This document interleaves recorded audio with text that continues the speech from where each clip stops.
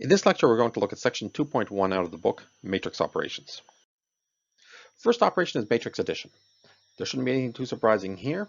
Matrix addition is when you have two matrices that are the exact same size. Very important, they have to be the exact same size. And you add them together by adding corresponding entries. So 3 plus 1 gives me my first entry, which is 4. Do it for all the entries. Subtraction is the same thing as addition. It's just 2 minus c is my first entry. Scalar multiplication. Again, a scalar is just a number or a variable representing a number. In this course, we deal with real numbers. A scalar multiple is a matrix obtained by multiplying every entry in A by the same constant. So 2 times our matrix, you just take every entry in the matrix multiplied by 2. That's your answer. When you have an m by n matrix, you end up with an m by n matrix. So the first theorem is looking at the properties of matrix addition. What do we have? We have things that you should be familiar with from normal addition, from adding numbers together. You have a commutative law that says you can flip the order of things. You have an associative law that says if you're adding 3 things together, it doesn't matter which ones you do first. We have that adding 0 to anything leaves me with where I started. We have that scalar multiplication and then adding 2 matrices together is the same thing as doing scalar multiplication for the 2 matrices first and then adding the results together. Adding 2 numbers and multiplying by a matrix is the same as multiplying the first number by the matrix, multiplying the second number by the matrix, and then adding them together. Or multiplying 2 numbers together and then multiplying by the matrix is the same as multiplying 1 number by the matrix and then the second number by the result that you get. So these should be some very familiar properties. We break these out because some of these are going to break down when we start talking about multiplication. But when we're talking matrix addition, they're the properties that you're used to from adding numbers together. Now, we're going to talk about matrix multiplication, which gets into something much more complex than matrix addition. Think of something in terms of the transformations that we have seen. When we talked about linear transformations, a linear transformation is when you turn one vector into another vector, and you do it by multiplying by a matrix. So if we have x and we multiply by b,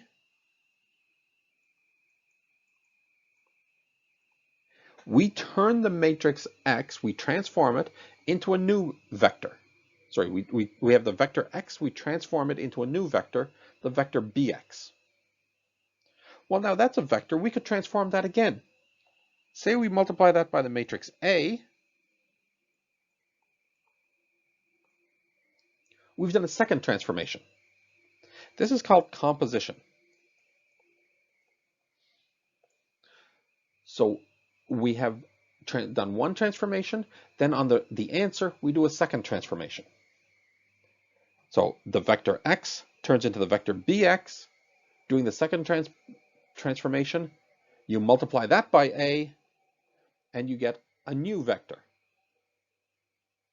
Well, multiplication is in a sense going from here straight to here and saying, can we do this without going through 2 steps, but a single step?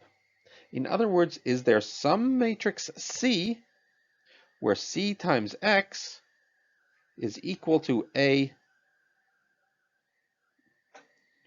applied to the vector Bx?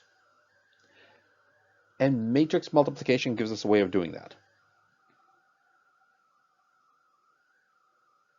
The matrix AB, which is going to be the matrix A times the matrix B, applied to my vector X, does this in one jump. So if we can figure out how to multiply matrices together, we can see how to compose transformations. So here is the product AB. So if we have an m by n matrix and an n by p matrix, we can define the product AB in this way. This is our matrix A times the first column of B. And we know how to do a matrix times a vector.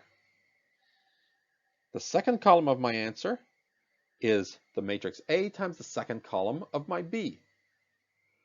So for every column of your second matrix, of your matrix B, you do a matrix vector product. So what does this mean? Well, this is a 1 by 3 matrix. This is a 3 by 2 matrix. So my result is going to be, I take my matrix, my first matrix, times my first column. So my matrix times my first column. And that's the first column of my answer. The second column of my answer is going to be my matrix, my first matrix, times the second column of my second matrix. So what does this give me? Well, I know how to do a matrix times a vector. That is 2r plus 3s minus 4. My second column is -4 plus 3t plus 6, which I can simplify a little bit because I have two numbers over here, 2 plus 3t. And there it is. So I'm doing a matrix vector product for every column of my second matrix. Note, when you're doing this, note the sizes of my matrices. I'm looking for AB. My first matrix is m by n. My second is n by p. The number of columns in my first matrix has to be exactly equal to the number of rows in my second matrix. Those have to be equal. The answer that I get is going to be the number of rows in my first column, or my first matrix, times the number of columns in my second matrix. So for example, if I have a 4 by 3 matrix and a 3 by 5 matrix, the number of rows here is the same as the number of columns here. I am going to end up with a 4 by 5 matrix. Every element in there is going to be this. This is a way of figuring out every entry of it. We've seen it in terms of take the first matrix times the first vector. It gives you the first vector in the answer.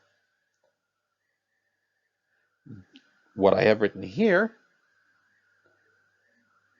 is this, is the row column rule. So in other words, if I want to figure out an entry in my eventual matrix, in my product matrix, I can do it one entry at a time. Here, this is an m by n matrix.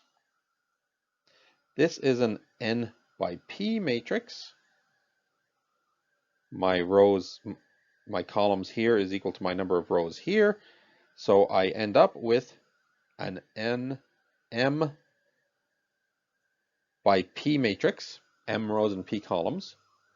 And I'm saying, okay, in my m by p matrix, what if I want to figure out one of the numbers here in the middle? The one that's in row I and the one that's in column J.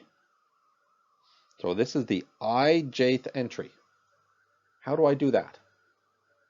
Well, I simply take the row I from my first one, the column, not the row, the column J in my second one, multiply them together. That's a matrix times a vector. We know how to do that. Matrix times a vector is exactly that. It's what we've seen before. When I do that, I get the entry that I'm looking for. So the ijth entry in my answer is simply equal to my ith row in my first vector times my jth column in my second vector.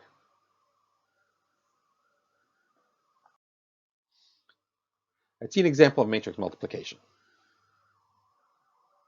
AB. So times my B, 2yx minus 3, 1z. What does this give me? Well, my first one is the first column is the matrix times the first column of my second matrix.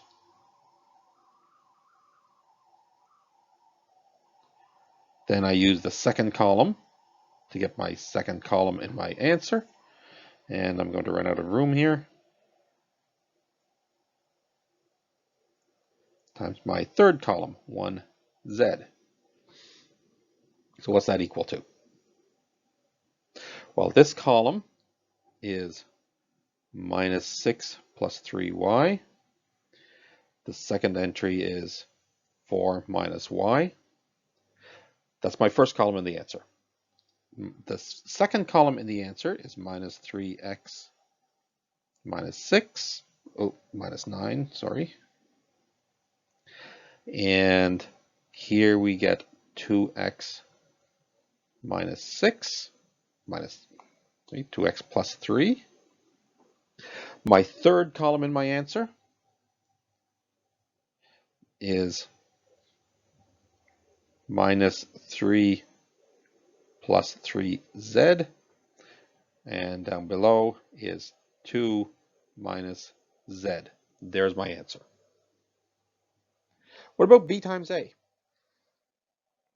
Well, look at this. b is 2 by 3. A is 2 by 2. The number of columns here in B is not equal to the number of rows in A.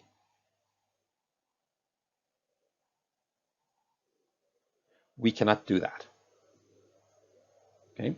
This is leading into one of the first big differences with matrix multiplication from the multiplication that we're used to with just numbers. Order matters. But we do have some properties that will help us. So when we're dealing with multiplying two matrices together or multiplying 3 matrices together, we have, it doesn't matter if you do the first pair or if you do a second pair and do multiplications, you're going to get the same thing. Note that you can't change the order. You can't change the order in which the matrices appear, but you can change the order in which you do the operations. When you're multiplying a matrix times the sum of matrices, you can instead multiply the first, multiply the second pair, and then add them together. So it doesn't matter if you add first and then multiply, or multiply first and then add, you're going to get the same answer. And there's 2 different rules, one for adding things together on the left side, one for adding things together on the right side, that basically say that it doesn't matter if you do the addition or the multiplication first, but you cannot change the order in which the matrices appear. If you have a scalar times the product of 2 matrices, you can multiply the matrices first, you can multiply a scalar by the matrix, or you can multiply a scalar by the second matrix. It doesn't matter what order you do it in. Note that when we're talking about a scalar times a matrix, we always put the scalar on the right-hand side.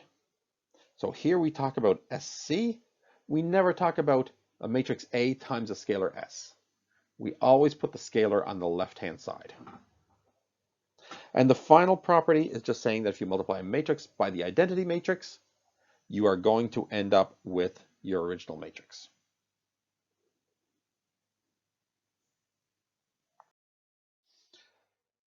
Three very important points when it comes to matrix multiplication that make it different from the multiplication that you're used to with numbers. Things you have to be careful of. First thing is matrix multiplication is not commutative. So AB is not equal to BA in general. So as an example, AB gives me this. Multiply these together, what do I get? I am going to get minus 6 minus 6. I am going to get 4 plus 2. I will get minus 3 plus 3. And I will get minus, this one is 2 minus 1. So it gives me minus 12, 6, 0, and 1. When I do B times A, so I'm just flipping around the order of the matrices, what do I get? I have minus 6 plus 2. I have 6 plus 2. I have 6 minus 1. And I have minus 6 minus 1, which gives me minus 4, 8, 5, and minus 7, assuming I did those operations properly, didn't add something up wrong, but you get very different matrices. So never assume that AB is equal to BA, even if you are allowed to multiply them. Very important point 2. Cancellation laws don't work the same in matrices as they do with normal numbers. Normally with normal numbers, if you have AB equals A times B equals C times B, you can cancel and you can cancel the A's, so you can divide. There's no such thing as matrix division that we're working with here. So, for instance, if we have A, B, and C, multiply these out. You'll see that AC is that, BC is that. So we have that AC equals BC. If you're dealing with ordinary numbers, you could assume from this that A equals B. But when you're dealing with matrices, you can't. You can't cancel with matrices. Third point. If the product of matrices is a zero matrix, you can't conclude that you started with a zero matrix. Here we have AB, A and B, neither of which are zero, but A times B is the zero matrix. Okay, so normally if you have that AB equals 0 and you're just dealing with numbers, you know that either A is 0 or B is 0. That's not the case for matrices. These are three very important points that distinguish matrix multiplication from the multiplication that you're used to with real numbers. Another definition. Exponentials of matrices. So if we have an n by n matrix, and you just do A times A times A times A times A 7 times, that's equal to A to the 7th. You can only do this with square matrices. Also, just a convention, note that if we have a matrix raised to the 0 power, it's equal to the identity matrix. The same way that 3 to the 0 is equal to 1, well, A to the 0, if it's a square matrix, is equal to the identity matrix. Another definition is the diagonal entry. So if you have a matrix, the diagonal matrix is when the row and the column are the same. So the 1, 1 entry, the 2, 2 entry, the 3, 3 entry, the 4, 4 entry, and so on, those are the diagonal entries. That set, we call it the diagonal. And if we have a square matrix, and everything here is 0, everything here is 0, we call it a diagonal matrix. If everything that's off the diagonal is 0, we call it a diagonal matrix. So for instance, the identity matrix is a diagonal matrix. Also, by this definition, the 0 matrix is also a diagonal matrix. Just something to note. Transpose of a matrix. The transpose of a matrix you get it by switching the rows and columns. So here, A is that matrix. You take the rows of A, turn them into the columns, you get A transpose. So it turns an M by N matrix into an N by M matrix, and we denote it in this way and call it A transpose. Which leads us to a theorem about transposes.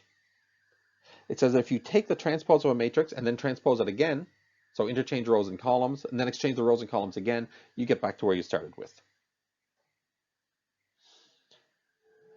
A plus B transpose, so add two matrices and then transpose, is the same as taking the transposition of the original matrices and then adding. Scalar multiplication says you can transpose first, you can, brackets missing here, you can multiply first and then transpose, or, and again, that bracket should be there. Oh, nope, that's what I already had. Anyways, it says that when you're doing scalar multiplication, you can do the transpose at any point along the way. And finally, and here is a very important one, matrix multiplication followed by a transpose. You can transpose first and then multiply, but when you do that, the order of those matrices change. This is an extremely important thing to note. A times B and then transpose is equal to B transpose times A transpose. And remember, in matrix multiplication, the order in which you do things really matters. A times B is not equal to B times A, but when you're doing the transpose, the order changes if you want to split it up and do the transposes first. This is a very important thing to note. That's it for matrix operations. We're going to be using these matrix operations a lot in upcoming classes.